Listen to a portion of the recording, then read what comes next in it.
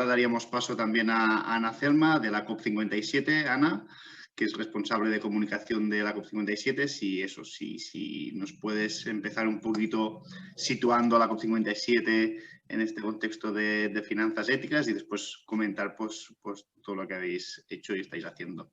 Adelante, Ana. Vale, genial. Pues buen día, buenos días a todo el mundo.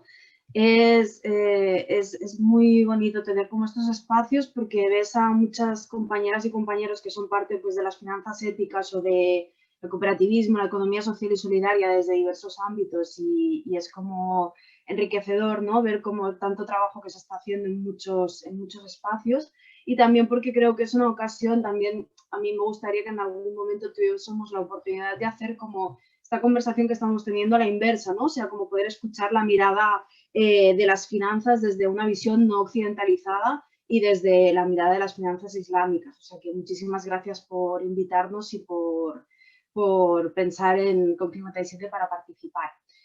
Como decía Sergi, yo soy corresponsable de comunicación en la cooperativa de COP57. Somos un equipo de 2 personas. Y entonces, desde la cooperativa, nosotros lo que hacemos es que, bueno, pues para empezar, se tendría que decir que no somos una entidad bancaria, entonces esto condiciona ya bastante nuestra actividad y la manera en la que trabajamos. Muchas veces internamente comentamos que somos unas finanzas éticas anticapitalistas. Nosotros, en realidad, lo que nos gustaría es desmontar el capitalismo y trabajamos un poco hacia esta línea de la forma en la que podemos. Entonces, desde COP57 lo que se ofrece es un espacio de ahorro ético para personas particulares o para organizaciones de la economía social y solidaria y después un servicio de financiamiento para todas las entidades que se hagan socias de servicios de nuestra cooperativa. En este sentido, nosotros tenemos toda una serie de criterios éticos, sociales, tanto para que las entidades se puedan hacer socias, es como un primer filtro, como para después hacer estos préstamos, estas financiaciones. Estamos siempre, una de las premisas que tenemos muy claras es como, yo creo que ha sido Alfonso que lo ha dicho así, como la economía real, ¿no? Nosotros intentamos financiar la economía real y por tanto pues también intentamos que los préstamos que demos sean para responder a unas necesidades reales y dentro de las capacidades reales de nuestras socias de servicios a la hora de devolver los préstamos. Esto significa que en muchas ocasiones, antes ya de la pandemia, nosotras nos adaptábamos a la situación en la que nuestras socias se encontrasen a la hora de recuperar los préstamos y por tanto tenemos como una flexibilidad o una necesidad de adaptación que ya está incorporada, esto no nos ha pillado de nuevo. Yendo un poco, si os parece bien, voy a empezar un poco como con las preguntas que nos lanzabais en el mail que nos compartió Sergi y después, gracias por los comentarios que se han ido haciendo de nuestro trabajo por distintas voces, Jordi, Beatriz y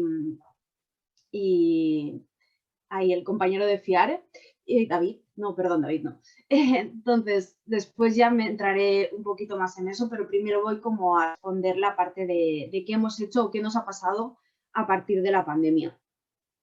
Como os decía, siempre hemos tenido una capacidad de flexibilidad y una capacidad de adaptación muy grande, que yo creo que está muy enraizada en lo que ya se ha comentado, ¿no? De las finanzas éticas que parten desde la proximidad, desde el arraigo, desde la cercanía, desde el diálogo constante con las entidades a las que nosotras financiamos, pero la pandemia lo que supuso pues fue una situación totalmente inesperada por nuestra parte que exigió por un lado el hecho de poner mucho esfuerzo en la telematización de nuestro trabajo y por el otro lado una forma de trabajar que teníamos que era con mucha cercanía, con mucha presencialidad, con mucho diálogo constante que tuvo que readaptarse y esto supuso durante unos cuantos meses bastante choque, tanto emocional como en horas de trabajo, como para nuestras socias de servicios.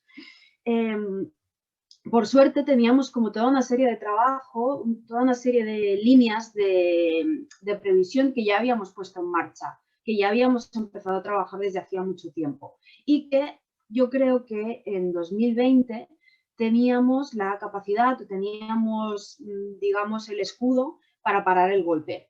En este sentido me refiero al hecho de cómo había como entidad no bancaria, cómo habíamos previsto la posibilidad de compartir riesgos y de la gestión de riesgos. Como ya se ha comentado en muchas ocasiones, pues esto se ha vehiculado, en nuestro caso también, a través de hacer una alianza entre nuestra cooperativa y entidades públicas, ¿no? Entre las administraciones públicas de diversos grados y de diversos territorios, porque como cooperativa nacemos hace 25 años en Cataluña, pero también tenemos presencia en Euskal Herria, en Madrid, en Galicia, Andalucía, Aragón, Asturias, y estamos desarrollando una sección territorial en Mallorca, que todavía no está constituida. En el sentido de compartir riesgos, nosotros habíamos hecho ya toda una serie de acuerdos, de colaboraciones, pues los que han comentado, que si acaso luego entra un poquito más en profundidad, pero los que habían comentado del Ayuntamiento de Barcelona o con el ICF, pero también con Avalis, con el Autocop en Euskal Herria, con Aval Madrid en Madrid, con la Fundación Seira aquí en Cataluña, y a nivel europeo, gracias a nuestra entrada, bueno, previamente habíamos hecho todo el trabajo de entrar en FBA y paralelamente habíamos solicitado la posibilidad de tener ese acuerdo EASI, que justamente nosotros lo firmamos en junio de 2020, aunque el trabajo pues venía un poquito de antes. Pero digamos que para cuando los confinamientos empezaron a relajarse un poco, nosotros ya teníamos como todo ese abanico de posibilidades con las que afrontar la necesidad de nuestras socias de servicios de tener un poco más de apoyo a la hora de garantizar la posibilidad de contar con avales o de tener más respaldo a la hora de pedir un préstamo. En esta línea, nosotros lo que nos dimos cuenta enseguida fue que, ya lo han comentado algunas compañeras, nosotros lo que nos dimos cuenta enseguida es que necesitábamos hacer ese apoyo, sobre todo dando una serie de carencias, una serie de moratorias que permitiesen a nuestras sociedades de servicios tener el músculo, tener el oxígeno para poder sostener, pues en muchos casos, la paralización total de sus actividades, ¿no? Dependiendo del sector en el que trabajen. Muchas de ellas tuvieron que parar absolutamente, pues sector de restauración, pero también algunas imprescindibles, como son entidades que hacen atención a colectivos específicos de personas y que, aunque su actividad tenía que seguir porque era necesaria, las restricciones que se fueron implementando no lo permitieron y entonces se vieron obligadas a una paralización de la actividad y, por tanto, de los servicios que daban a colectivos. Tuvimos durante los meses más duros de confinamiento, que nosotros lo contabilizamos entre marzo y abril, más o menos, porque a partir de mayo pues ya hubo ese relajamiento en el confinamiento, una desescalada progresiva, tuvimos un centenar más o menos de préstamos que se refinanciaron y tuvimos en ese sentido de refinanciación unos 4 millones de euros que se refinanciaron de una forma u otra, a través de la carencia, de ampliar el préstamo, a través de contratar una póliza de crédito, ¿no? Digamos que eso fue amplio. Nosotras ahora estábamos cerrando los números estas semanas para nuestras asambleas, que hemos tenido 8 porque tenemos muchas secciones territoriales. Entonces, hemos calculado que más o menos el año pasado el volumen de préstamos que se concedieron desde COP57 en todos los territorios fueron de unos 17 millones aproximadamente. Es un poco más bajo respecto a lo que habíamos hecho en 2019, que fueron unos 19 millones, un poquito más de 19 millones. Entendemos que esto es un reflejo de lo que ha pasado, ¿no? Por un lado, en la parte de afectación nos hemos dado cuenta de que, por ejemplo, ha habido menos subvenciones, que era una de los préstamos, un avanzamiento de subvención o un endoso de facturas, por ejemplo, que eran una de las tipologías que sobre todo en el segundo semestre solíamos tener mucho volumen. En este caso, pues se han paralizado o se han ralentizado. Hemos visto también que los préstamos de inversión han cambiado, quizás se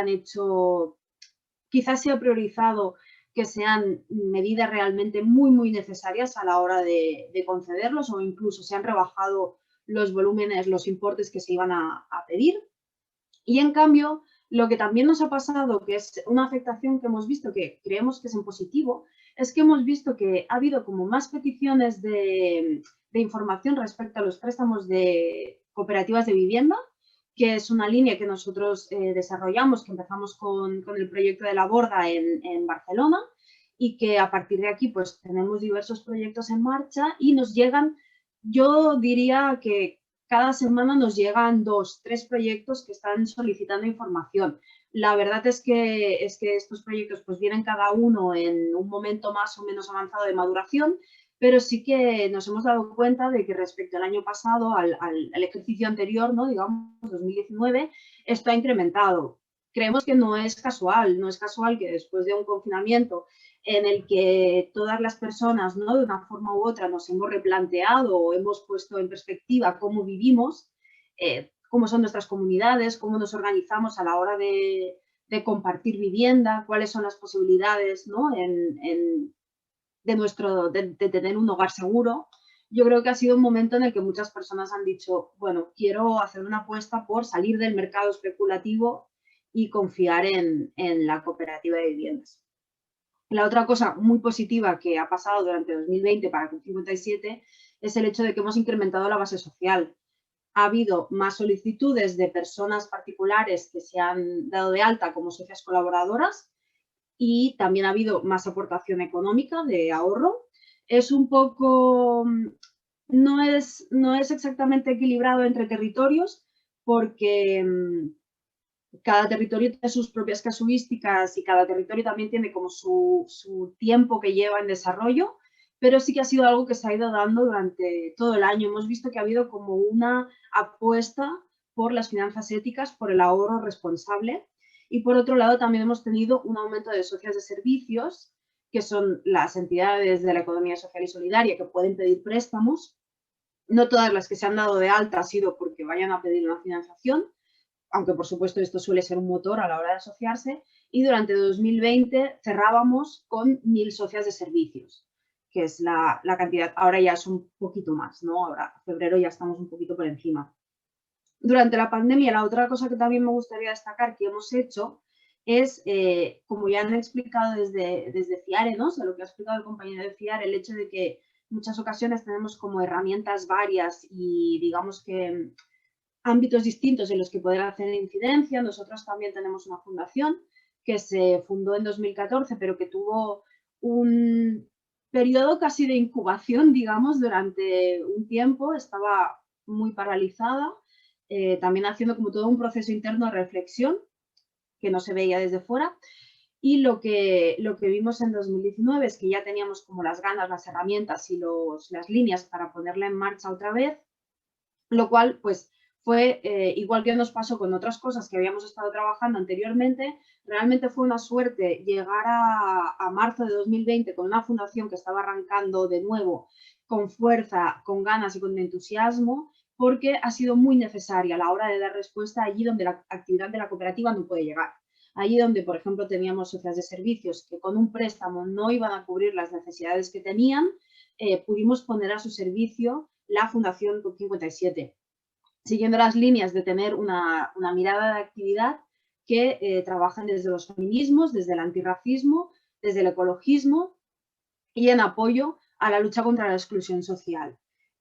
Por ejemplo, por deciros algunos ejemplos rápidos, porque creo que estoy yendo un poquito mal de tiempo, disculpad, pusimos en marcha un micromecenazgo en colaboración en Andalucía, que pues, posibilitó la construcción de una cocina industrial comunitaria en el barrio de las 3.000, en el polígono sur de Sevilla, que es conocido como las 3.000 viviendas.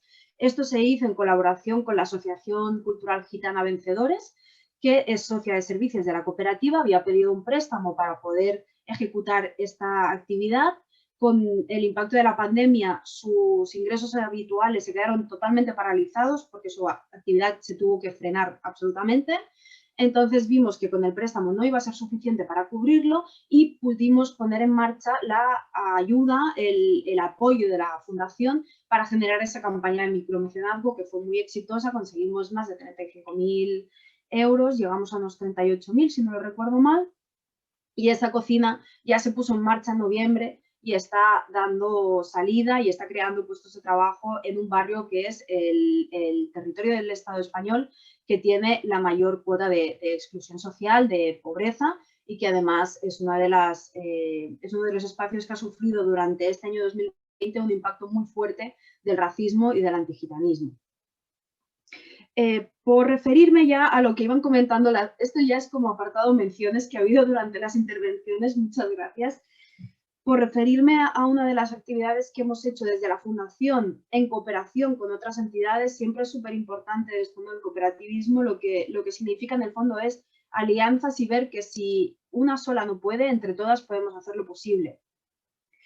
Desde Cataluña se puso en marcha este Fondo Cooperativo para la Economía Social y Solidaria, la Economía para la Vida, que como han explicado un poquito, la Fundación lo que hizo fue como un papel de gestión, ¿no? O sea, esto lo hemos podido hacer en distintos momentos, ha sido como una herramienta que se ha puesto a disposición de colectivos, por ejemplo, Biziocha, que es un colectivo feminista de Euskal Herria, y otros que han tenido como la posibilidad de utilizarnos como herramienta para la gestión y después autogestionar los fondos que se iban recaudando. Pues en el caso del Fondo Cooperativo para la Economía Social y Solidaria hicimos un papel similar y en este sentido fueron 19 entidades aliadas. Fue un proyecto muy bonito que ha tenido dos fases, digamos 2 fases ya concluidas, aunque yo creo que es un trabajo que no, bueno, que me parece que por un lado vamos a tener necesidades continuadas, así que va a seguir teniendo sentido y yo creo que no, que se han cerrado algunas fases, pero que es una cosa que sigue en marcha. La primera fase fue para atender a la emergencia sociosanitaria y económica que implosionó la crisis de la COVID-19 y se dieron apoyo a, yo diría, lo estoy diciendo de memoria, a unas 30 entidades de la economía social y solidaria que desde distintos ámbitos estaban poniendo en marcha iniciativas para responder, para dar apoyo. Y por otro lado se hizo una segunda fase que es también como no solamente responder a la emergencia, sino dar las herramientas para consolidar, para fortalecer, para que se pueda hacer un proceso de autogestión y de empoderamiento, ¿no? Que también es como una de las importancias o una de las claves de las finanzas éticas. No es solo ofrecer esa financiación, sino que también es el hecho de de empoderar y de ayudar a que no se haga una relación de dependencia, sino una relación de independencia, de cooperación. En este sentido, la segunda fase fue para la capitalización, para apoyar la capitalización de proyectos cooperativos que ya habían puesto en marcha procesos de capitalización de sus entidades y que necesitaban un apoyo económico para fortalecerse. Entonces, en el sentido al final, la conclusión es lo que se decía, ¿no? O sea, que se intenta llegar... Disculpa, ya, perdón, me tendrías que ir cerrando, ampliando. por favor. No, Sí. comenta 30 segundos. Cierra. Vale, pues en 30 segundos, simplemente por las menciones que se han hecho antes de la línea colaborativa con el ICF y el acuerdo con el Ayuntamiento de Barcelona. En el acuerdo del Ayuntamiento de Barcelona fueron como unos 2 millones que ya se pudieron poner en marcha en préstamos diversos en la ciudad, en entidades, algunas que ya tenían actividad previa y otras que estaban como arrancando más, lo cual es, bueno, yo creo que fue muy positivo para poder dar ese empujón en una situación de emergencia y es una línea que queremos potenciar y que es importante. Y en la parte del ICF, lo siento, no voy a poder explicarlo en detalle, simplemente decir que se ha hecho como todo el trabajo y está finalizado el acuerdo, lo que se tiene que formalizar y entonces esperamos que antes de que acabe el primer trimestre de 2021 podamos ponerlo en marcha. Y disculpad de verdad por que me haya pasado un poco del tiempo, eran muchas cosas. Muchas gracias, Ana. No te preocupes. Esta sesión somos bastantes las personas que estáis como ponentes y a mí me sabe mal cortaros así porque es que es muy raro, ¿no? Cuando se está presencialmente es más sencillo también poder ir avisando. Gracias por eso, por tu intervención y es que al final sí que es verdad que podríamos estar estirando mucho más las cosas.